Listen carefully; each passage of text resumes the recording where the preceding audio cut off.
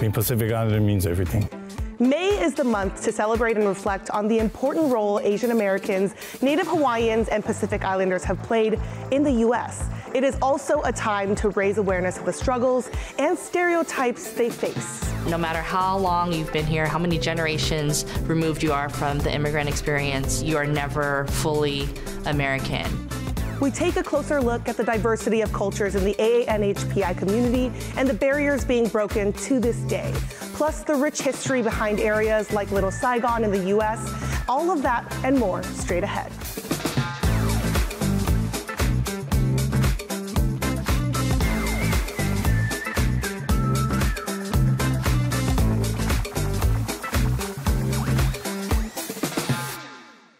During the month of May, we honor and celebrate Asian Americans, Native Hawaiians, and Pacific Islanders for AANHPI Heritage Month. I'm Tiffany Liu, and in this AANHPI special, we are taking a look at the people and cultures that make up this vast, diverse group, as well as celebrating their contributions and achievements. We begin with a look at the history of this month. Marcella Lee explains. In 1977, legislation was introduced calling for a week-long observance called Asian Pacific American Heritage Week. A year later, in 1978, President Jimmy Carter signed it into law, making it an annual event. And in 1990, the observance was extended from the first week of May to the entire month. I was invited to attend that ceremony in the White House Rose Garden as the youth ambassador for the Organization of Chinese Americans. Then, in 2021, the month was expanded to Asian American, Native Hawaiian, and Pacific Islander Heritage Month, honoring the contributions and history of these groups. Now we want to identify who is considered Asian American, Native Hawaiian, and Pacific Islander. It is a rather broad term, as Asian and Pacific encompasses all of the Asian continent and the Pacific islands of Melanesia, Micronesia, and Polynesia. To be more specific, it includes people from China, Japan, the Koreas, Taiwan, Indonesia, the Philippines, Vietnam, and Thailand, as well as people from South Asia, including India, Pakistan, Bangladesh, Nepal, Sri Lanka, and Bhutan. AANHPI also includes people from Native Hawaii, Guam, Samoa, Fiji, the Samoan Islands, the Marianas, American Samoa, Tonga, Marshall Islands, Midway, Tuvalu, and more. So what does it mean to be Asian American? Members of the extended community share their thoughts with our station King in Seattle, Washington. Sit on this chair right here. Oops. I'll have you write your name. Just, oh my gosh. You hold it up to your face, and this thing comes down. Wow, professional. Been waiting for this moment. So first of all, just tell me your name and what is your ethnicity? My name is Shell Sindana Gary, and I'm Filipino American. My name is Raj Sundar, and I'm an Indian American. Sam Cho, Korean American. Mari Sugiyama, and I am Japanese American. Do you ever feel the need to explain your identity? Yes. I don't know where to start. And whenever I'm asked that question, I have to explain I was born here, I'm from here. I feel like it comes up a lot for me in terms of explaining my identity, particularly because I'm a fourth-generation Japanese American born and raised in Seattle. For me, when people ask me, like, what is my ethnic background, I typically just say I'm Filipino American. For racial classification, I'll say I'm Asian. Naturally, I'll just say I'm Filipino American. Just my last name. I feel like when my parents came to America, they had to even change how they said their last name to feel like they belonged. Because in Tamil, it's Sundar, but my dad, who's a doctor, none of his patients could say his name, so he changed it to Sundar. And that's how I've always said my name, so now it's our new identity and this evolution of what it means to carry our family forward and be an Indian American here. How do you think Asians are viewed in the United States today? Well, I would characterize it as being a perpetual foreigner. As the good immigrant, the model minority, and even without using that term, I think it's the feeling that we are supposed to not speak up and cause trouble. Filipinos being domestic workers, Filipinos being caregivers. That no matter how long you've been here, how many generations removed you are from the immigrant experience, you are never fully American.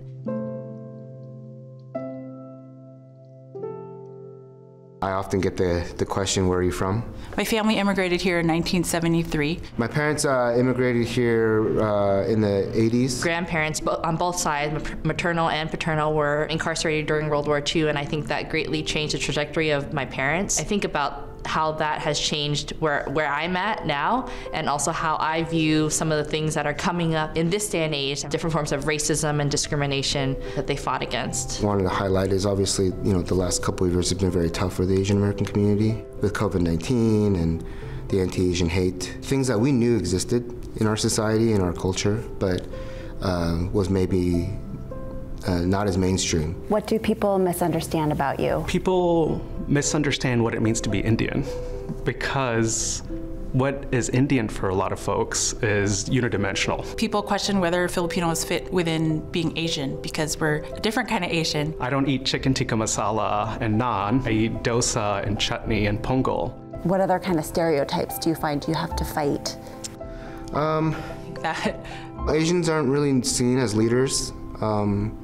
We often refer to the bamboo ceiling. I face maybe other types of racism or microaggressions. They're quiet, they're hard workers, but they're not leaders. School staff told our families to only speak to us in English at home. There's kind of a loss of language and a loss of culture going on there. What makes you proud? My family makes me really proud. Community makes me proud. Watching family members prepare the food and understand stories behind the food. The dancing, the movies.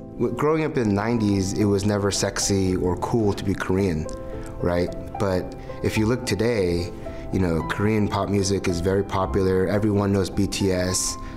Everyone asks me where the best Korean barbecue is. This desire to kind of reclaim our culture, go back to our roots and learn from the communities and the countries where our families came from. My name is Raj Sundar. Try it again.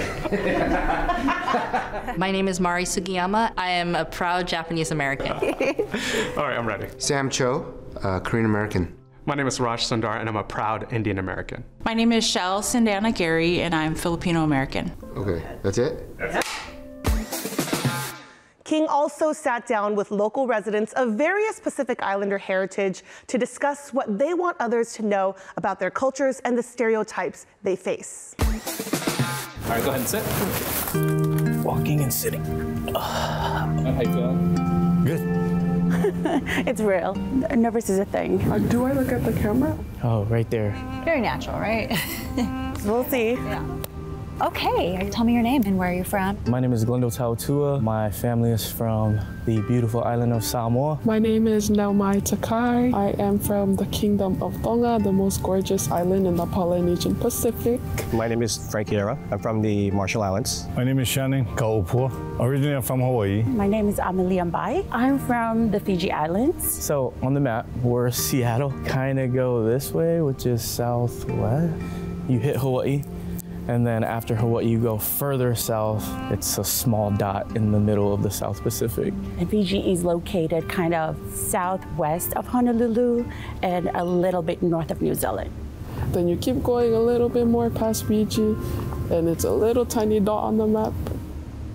If you look at the map, the name, the Marshall Islands, is bigger than the actual landmass, I guess. I think for Tonga, we're mainly known for being one of the friendly islands. We're happy-go-lucky people. We're just big on life. Big heart, big bodies, big minds. We are Pacific.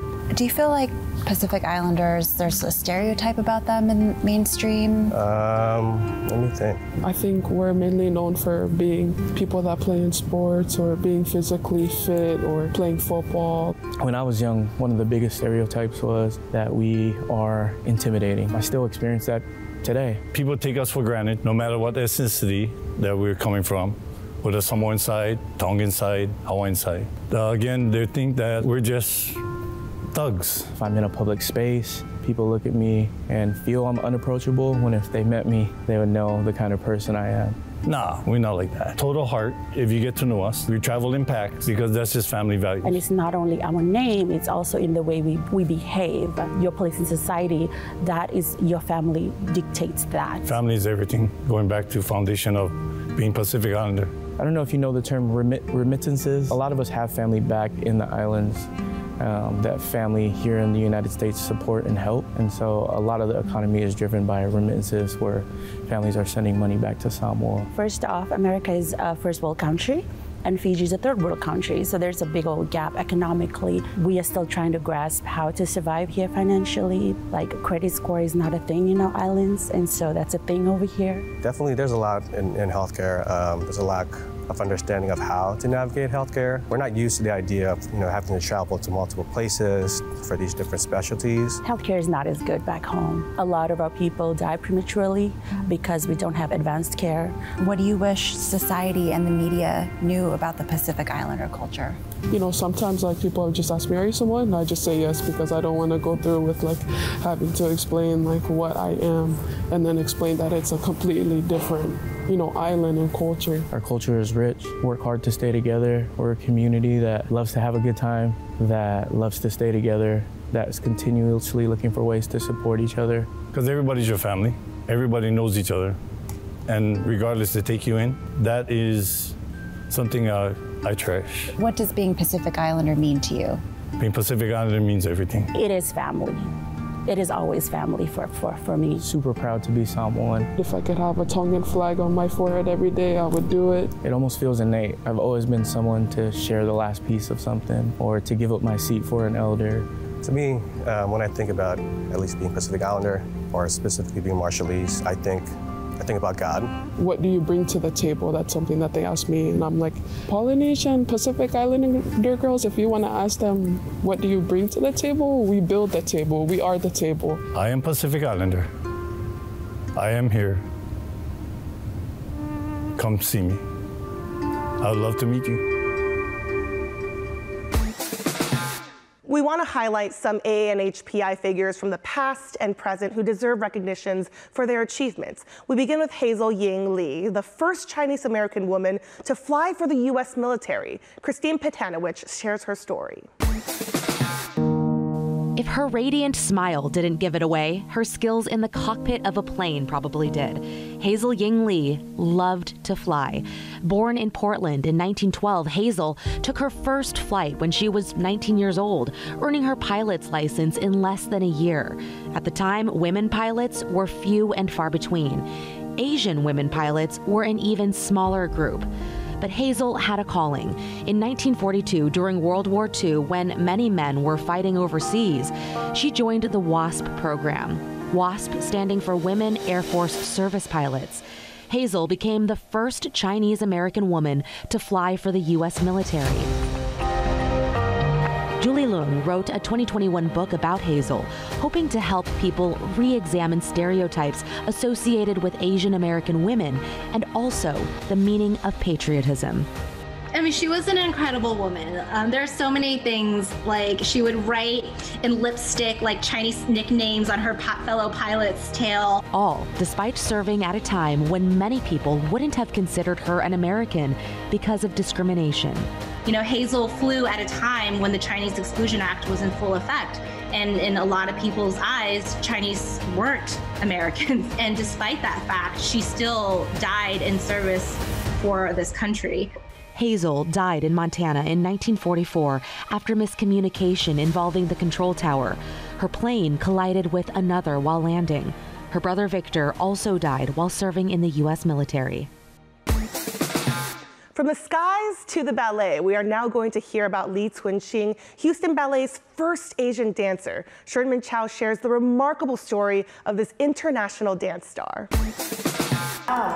Does this bring back any memories? It does, it does. We met Twin Shing at the Asia Society Museum to talk about memories. The unlikely ballet legend was born in a Chinese commune in bitter poverty. I was the sixth of 7 peasant sons. My parents couldn't read or write. From real life to the big screen, Lee's story was bigger than life. When he was 11, government officials toured schools looking for ballet talent as the students sang Chairman Mao songs. And as we sang, they look at our facial expressions and get some vague idea of our, physical body. Lee, who knew nothing of the arts, made it through a grueling nationwide audition. Out of millions of kids across China, that year, they selected 44. He was sent to train at the Beijing Ballet Academy, hundreds of miles from his family. So for them, at least they got one less mouth to feed. 16 hours a day, 6 days a week for 7 years, until he won a scholarship to study at the Houston Ballet. Lee! Welcome to Houston, home of the Oilers. He was stunned to find Americans did not live in poverty and darkness. You were totally brainwashed. Then in 1981, he made the dangerous move of entering the Chinese consulate in Houston, asking to stay in the U.S., and was held captive. I really thought I was going to die that night. Lee had to defect. Renowned immigration attorney Charles Foster negotiated Lee's release. Lee went on to star at the Houston Ballet and on the world stage. He married fellow principal dancer Mary McKendry. They started a family and moved to Australia. Then his best-selling autobiography became a movie. Pivotal characters include the Houston Ballet's artistic director Ben Stevenson and his immigration attorney. Hi there, I'm Lee's attorney. They all reunited days ago here in Houston for a reception and screening of the film. His words paint a complex life story, from his defection. Opened the door for a lot of the subsequent Chinese artists leaving China. To his dance, he hopes inspiring others. They can shatter these glass ceilings. There's, you can go way beyond the expectations of your own and others place upon you. Sherman Chow, KHOU 11 News. Here's another first within the world of sports. The first Asian American head coach in the NBA. Drew Carney introduces us to Eric Spoelstra.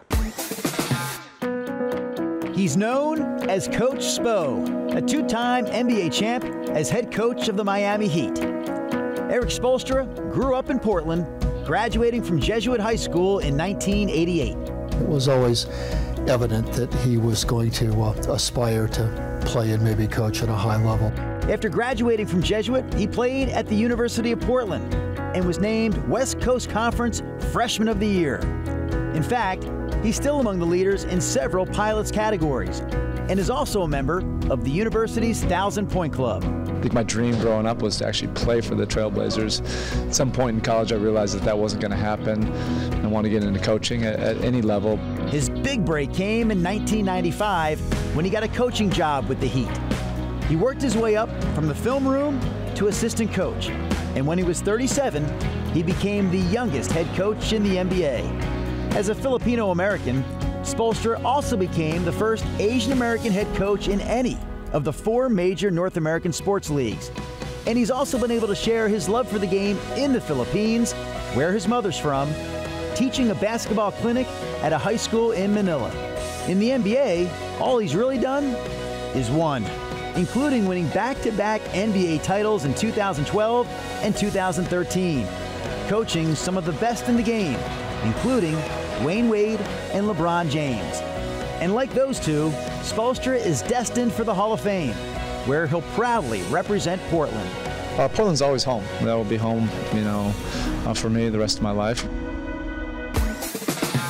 Another barrier breaker is Mei Yi. She was the first Chinese-born woman in the U.S. elected to a state legislative chamber. Deidre Johnson sat down with Yi to discuss her work in Oregon and why it's so important for those in the AANHPI community to keep breaking barriers.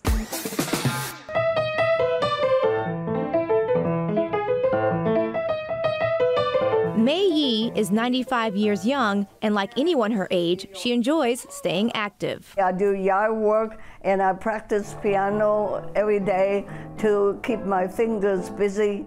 And my son said to me, you have to walk 15 minutes a day or you never walk again. Not just active in the physical way, but also active in everything she does. She was motivated in college to stand up for what she believed in. The president of the Small Women College in New York said to us every week during student assembly, use your education. Be involved in the decision-making process. It's one of the reasons why her husband Stephen was so fond of her. We met after he graduated and got a job in New York. He dated me and he proposed the first time we dated. but we were married in 1953. With her husband's job, May would soon find herself in Oregon, a place neither of them had ever heard of. He was assigned to come to Albany, Oregon, to start building that plant. So that's how we came to Oregon. We didn't even know where Oregon was. We have to look up the map. May became active on the school boards where her sons went to school. She admits she was controversial. I say the quality isn't good enough. Let's work harder. They terminate a teacher who gave homework, and I say, please reconsider. And she wasn't afraid to take a stand. I told them if we don't have a chance to review curriculum, provide some check and balance, I'm going to go home, watch TV. Taking that stand would get her noticed and an invitation from the Democratic Party to run for office. I was able to defeat a 14-year incumbent to be elected to the legislature. That's how I got started. May Yi broke barriers to become the first Chinese-born woman in the United States elected to a state legislative chamber. She served 6 years in the House and 20 years in the Senate. May's very proud of her work, including helping to protect Oregon's covered bridges. I'm very happy. We still have 50 covered bridges in Oregon and not lose them anymore. They are cultural heritage of Oregon. They are historic sites. May even writing a book about her husband and one on her life. She believes it's important for Asian Americans like her to keep breaking barriers, especially in politics. We need more elected Asian Americans in government to uphold equal opportunity and equal justice for all. And even though May turns 96 this month, she doesn't plan on slowing down anytime soon. Test score so low, you better come up with an education improvement plan. And they always said to me, thank you, Mrs. Yi, but no action. So I'm still very involved with the community. Deidre Johnson, KGW News. You might not know this, but Central Ohio is home to more people from the Kingdom of Bhutan than anywhere else in the U.S. Kevin Landers has a story of the Bhutanese American whose family escaped a serious situation and settled in Columbus, Ohio. We were ethnic minorities in southern Bhutan in the late 1980s. Bhutan started ethnic cleansing of the minority Nepali-speaking people. People were categorized into 7 categories: F1, F2, F3, and F4, and so on. Sudarshan Pekral was considered not welcome in a country where his family had lived for more than 3 generations. My mother was born in India, and we were 8 siblings, and my mom and 8 of us were categorized F4, which is non-citizens. They chose to leave to Nepal in 1992 rather than face arrest or beatings and possible death at the hands of the Bhutan army. And so we had 2 months to leave Bhutan or we would be put into jail. So 11, and I left Bhutan with my parents when I was 11. He and his family would spend more than a decade in a refugee camp. 17 years in Nepal in the UN refugee camp. Every year that passed, he said, the family waited to find out where they could restart their lives. We were utterly hopeless all the time. We did not know what's going to happen tomorrow. The family applied to be resettled and eventually left to come to America. Despite a promise for a better life, the decision wasn't easy. My parents weren't willing. Many parents came because their children convinced them to come. And so it's very hard. People cried when they got into the plane that we don't know what is going to happen to us. This may be an end of it. This is the end of the culture. This is the end of the language. This is the end of who we are as a community. His family ended up in Cleveland before coming to Columbus, where Pekral would eventually attend Ohio State. His degree in social work led him to start the Bhutanese community of Central Ohio and running a health clinic like this one. It creates a sense of belonging. It ties the whole community around an organization. The organization becomes an umbrella. It becomes a mother. For information, for relying on, if anything happens to me, I can go tomorrow and ask for help. From fleeing a country intent on ethnic cleansing to living in a refugee camp, Bhutanese Americans living in central Ohio say their 7,000-mile journey to freedom is something they'll never take for granted. It's like winning $1 million lottery, to be honest with you. It makes me emotional because think about this. There are 25 million people who are refugees in the world today. And out of those 25 million, only around 100,000 get resettled every year. Kevin Landers, 10 TV News. Finding ways to embrace heritage and hate. That is what many in the AANHPI community have had to do over the years in America, especially during the pandemic. Carmen Chow spoke with one photographer who decided to use the art of photography to fight hate and racism. It might look like your everyday brick building, but inside, it is a place of worship and peace.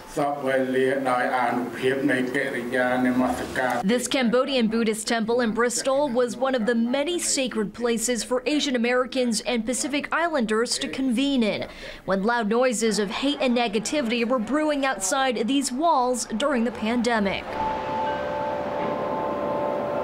I grew up in this temple space. Bringing families together, this Cambodian Buddhist temple has opened a space for his wife and 2 kids to embrace their heritage.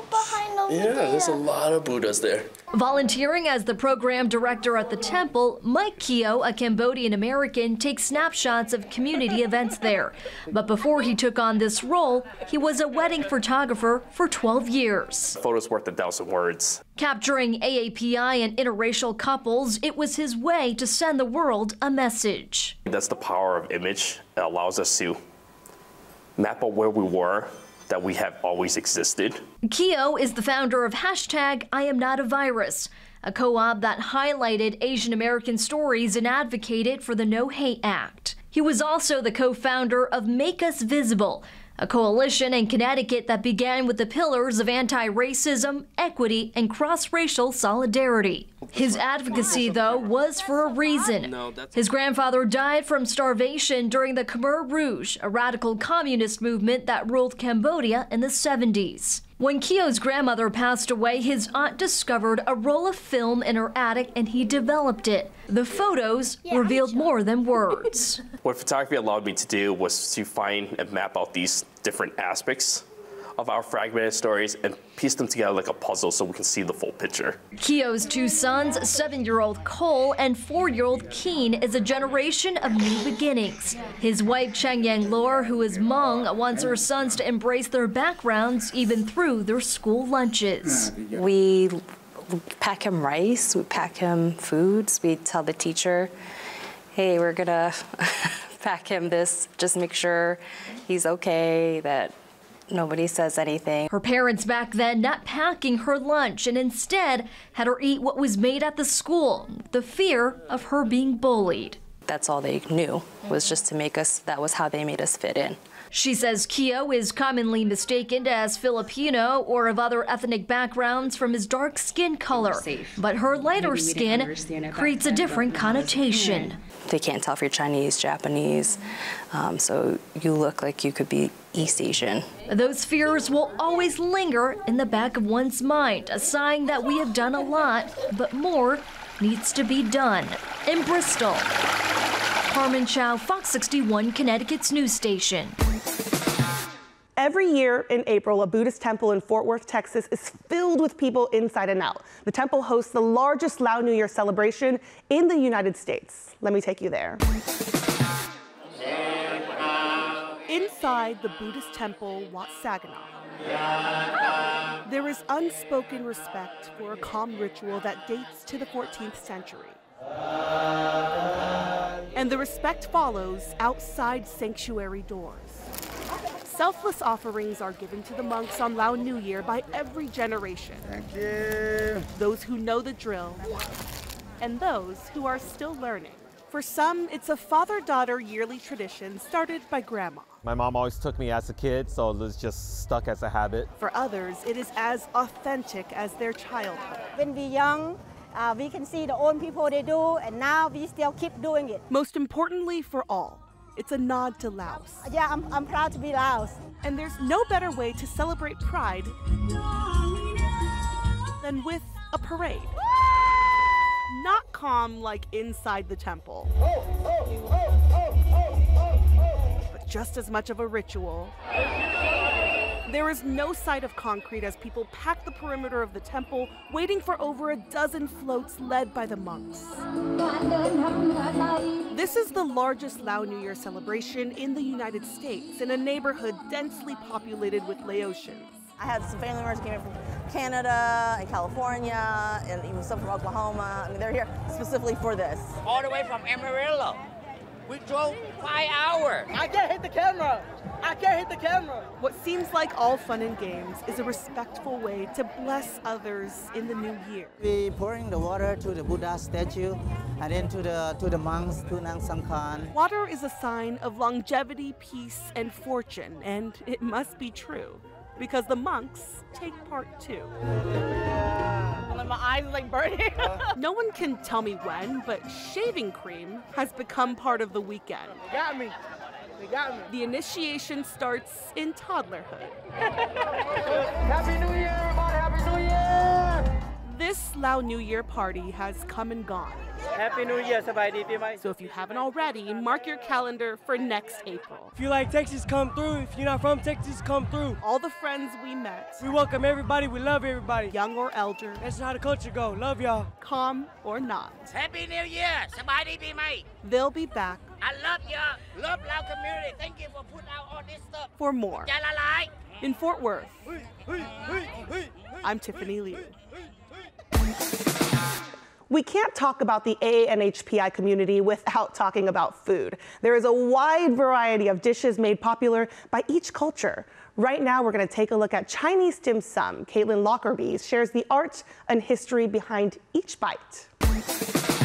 Meishan Liu is quite the dim sum chef. The art of it is basically in her blood. With 3 generations of culinary greats behind her, her family has a collective century of skills. What I'm doing here, they are over 100-year-old recipe. Her great-grandfather was behind dim sum's boom in Canton, China, decades ago. Guangzhou, and then that's the first restaurant they start really incorporating dim sum into the restaurant. Dim sum used to just to be the dessert after dinner. As its popularity grew, so did the population of chefs. Meishan's mom is a certified dim sum chef, and both of her grandparents are master dim sum chefs. Step aside to see Grandma at work. She's making moon cake. It's traditionally for the Mid-Autumn Festival, August 15th on the Chinese calendar, when the moon is full. The round symbolizes the moon. When she first came here, she would sell them to the Asian community back in Miami. Okay. And then I will get complaint from her doing this. The wooden mold has hit many a countertop. Now all of Tampa Bay gets a taste. And there's so much art and meaning behind each special bite. The little piggy, we usually make it for Mid-Autumn Festival. So it's a golden piggy. It means money coming in. And here is a fish. Fish in Chinese, it's called yu, and it also has a similar sound to like leftover. And every year we want good things to have leftover. Meishan's mom, Min Yi, is making wedding pastries. They're traditionally delivered to the bride's side. This specific dough, the standard is to use 2 hands. The yellow is like gold color, and red is beautiful color, and for like great celebration, and white means the bride that's marrying, she is pure. A bao bun is a popular treat on many Asian menus, but this one is made special. This one right here, it's called the longevity peach bao. It symbolizes for you to eat it and you can live longer. The male needs to have the even number and the female do the single number. Okay. For male, they will have a huge birthday celebration in the 60s, and for female, they have on the 61. Back then, from the Chinese folks, the goddess eat a peach, a spirit peach, for her to live longer on her birthday. The peach symbolizes longevity. And no doubt, if you haven't tried it yourself, you've seen this shrimp dim sum served. This one is ha gao, and this one is gao choy gao. Ha gao is a shrimp dumpling, and gao choy is chive and shrimp dumpling. There's a standard of making the ha gao. On top, it needs to be round, and the fold, the standard is to have 13 fold. And you just pinch it closed. Yeah. It has to be in the dough and folded in this shape to call it a hagao. Otherwise, I would just probably call it a shrimp dumpling. Timeless family traditions and skills that Nation is proud to pass down to the next generation and now share with the Tampa Bay community. There is an area in Sacramento, California known as Little Saigon. It was formed after the arrival of Vietnamese immigrants following the Vietnam War. It's a cultural hub of diverse Asian food, events, and businesses. Our station, KXTV, shares the history of Little Saigon told through Vietnamese cuisine.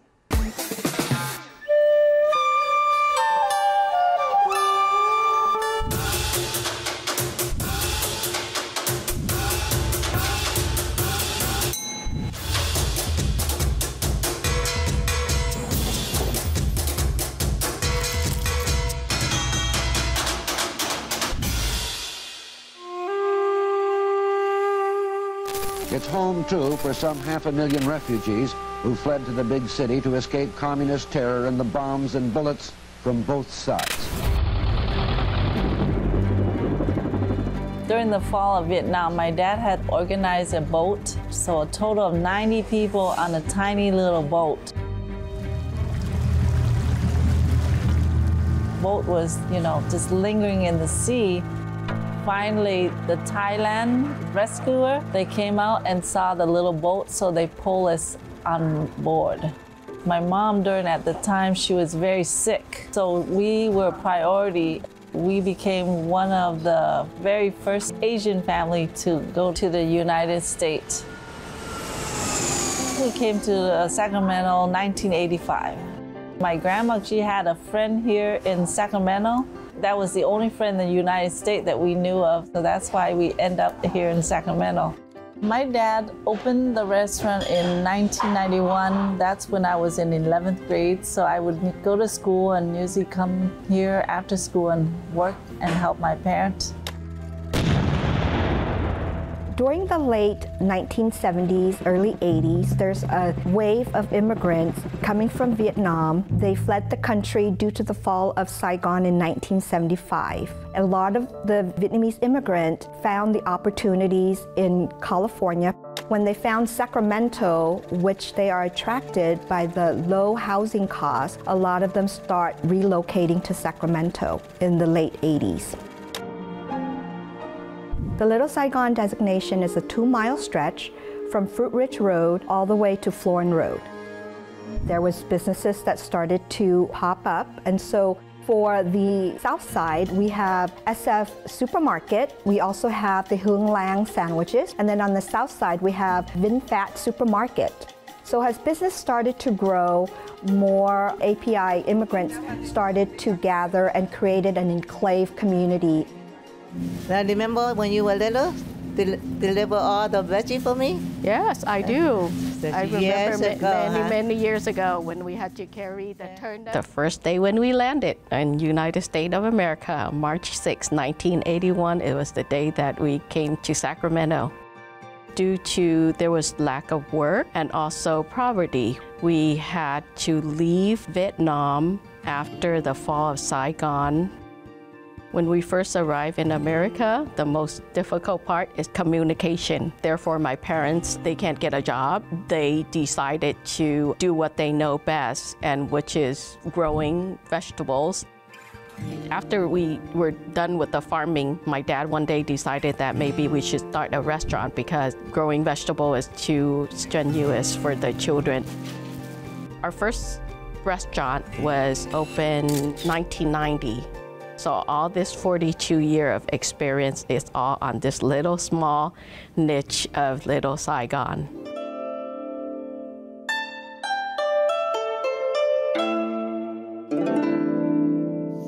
Vietnamese food are so flavorful and very healthy. A lot of vegetables are involved in Vietnamese cuisine. The spring roll is more like a salad roll with shrimp and meat filling and lots of vegetable. We believe that herbs, the mint, the basil, it can help cure. Pho has become a traditional cure for people. So what makes the pho unique is in the broth. In our broth, we use a lot of bone marrow, meat, and we stew them overnight. Banh mi is equivalent to American hamburger. When I see other culture coming to eat our food, we feel that some kind of success that we have been able to do, what we want to do is introduce our cultural, our food. This is a very proud neighborhood, especially because of the rich history of the Southeast Asian community, and especially the Vietnamese community. The name Little Saigon, the idea started December of 2009. Former council member Kevin McCarty, he recognized a lot of these Asian immigrant businesses has contributed so much to the area of Stockton Boulevard. So through the brainstorming session, we came up with a rescue mission. It's an acronym that stands for revitalization, economic development, safety and security, community building, unity, and education. And the Little Saigon Committee did the outreach for the Little Saigon name the January 2010. With the Little Saigon destination, we hope that it will become a unique destination for visitors locally and internationally. February 2nd, 2010 was the date that the designation would go to council members for a vote. Everyone in the community to attend this historic moment for us. We remember that night. It was a celebration, and we got the unanimous vote as of February 10th, 2010. So we got our both resolutions.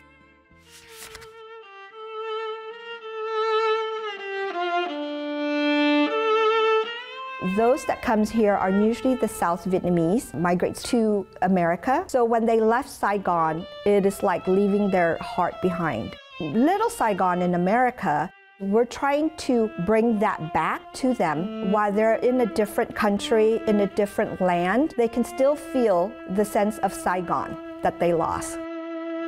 I do feel that the second generation do have a responsibility to sustain what their parent had tried so hard. They want to make sure their children succeed. They sacrifice their life to give us better opportunity by coming to America. I thought you were in the middle of the night making cheese. This restaurant is my parents' legacy, and I don't want it to fail. If it fails, at least I can say I tried. I grew up here. I grew up in Little Saigon. This is where I consider my home. My community exists here, and my bubble of happiness is on Little Saigon. And the people that is in the community supports our business, support my family. Okay, bye-bye. Okay, mwah, love you. Little Saigon, for me, is kind of like the root. My dad started the business here, and I now survive on what my dad passed down to me.